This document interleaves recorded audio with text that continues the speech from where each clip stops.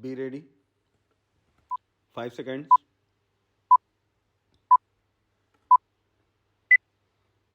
Start. Mr. Vice Chairman, Sir, I rise to support the Plantations Labor Amendment Bill brought up by the government for our consideration. Sir, the sad plight of millions of toiling people who sweat on various plantations in the country to earn valuable foreign exchange for us is really too much to be expressed in words. These workers live and work in most inhuman and pitiable conditions. These plantations include tea, coffee, cinchona, rubber, etc. And as we know, tea alone is one of the major foreign exchange earners of our country. But, sir, it is indeed most regrettable that, notwithstanding a lapse of 34 years since our independence, these workers who earn crores and crores of rupees by way of foreign exchange have to live in most miserable conditions.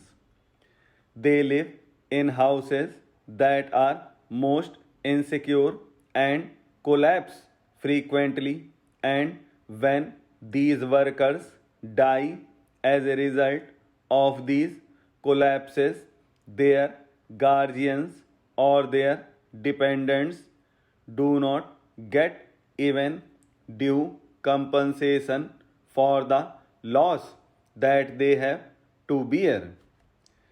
Unhygienic living in distant and far-flung areas compounded with lack of medical and educational facilities make their life utterly miserable.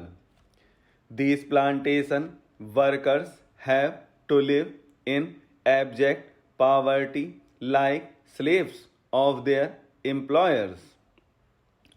And as we know, most of these plantations are still foreign owned establishments, last vestiges of the colonial rule, the British rule, and as I said, it is a matter of deep regret for all of us that despite enacting an act, the Plantations Labor Act 1951, we have not yet been able to effect any improvement in their conditions.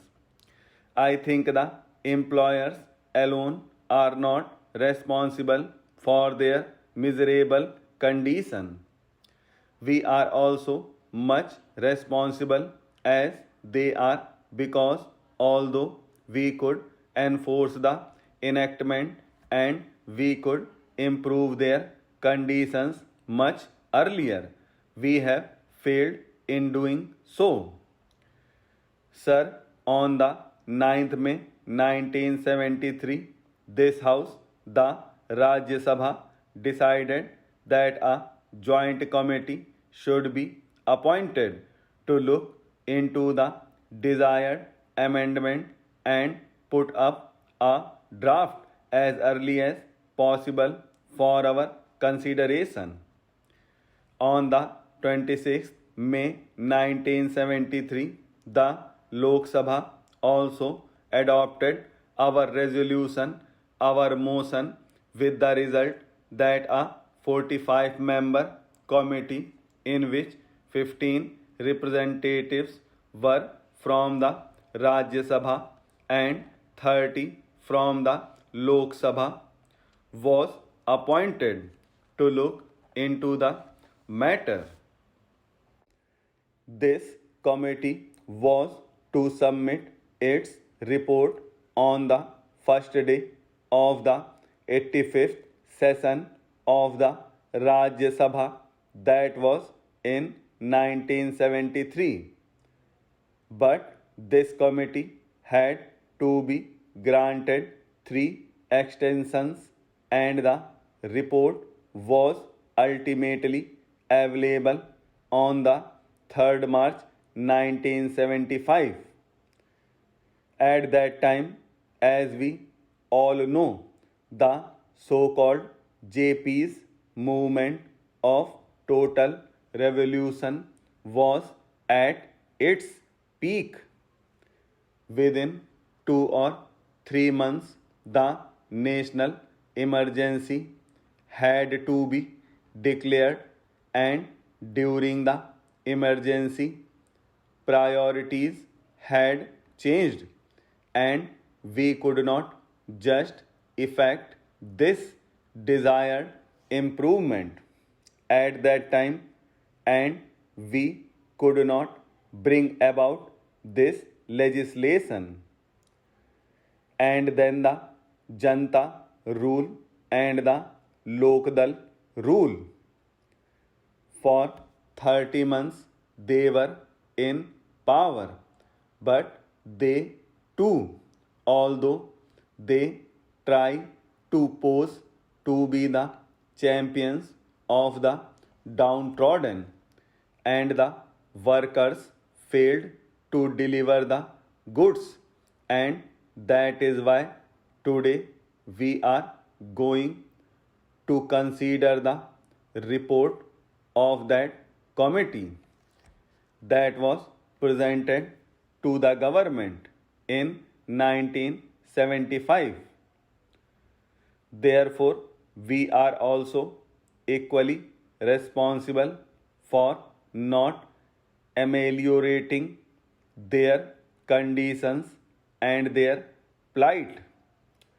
The committee had to consider 120 memoranda giving views and suggestions from various unions and associations, and 59 witnesses appeared before the committee, and that committee itself came to the conclusion that in various areas even the barest minimum facilities, such as arrangement for supply of wholesome drinking water, latrines, urinals, provision of qualified doctors, had not been provided, though these amenities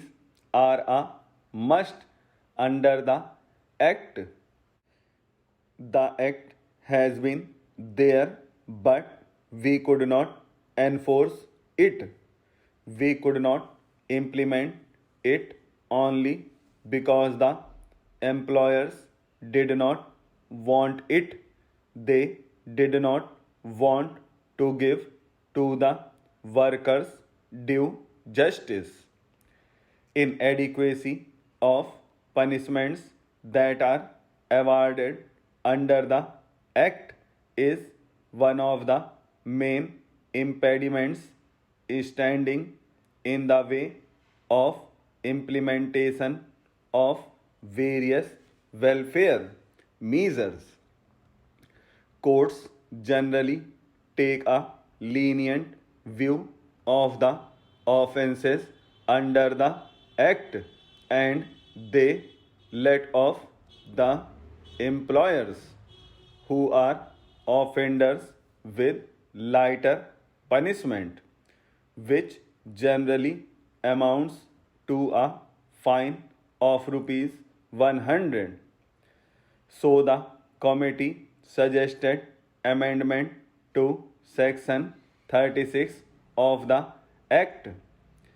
An employer is required to provide these workers living accommodation, but generally, in spite of the fact that the government gives loans and subsidies to the employers for construction of houses, progress in regard to these constructions is very poor.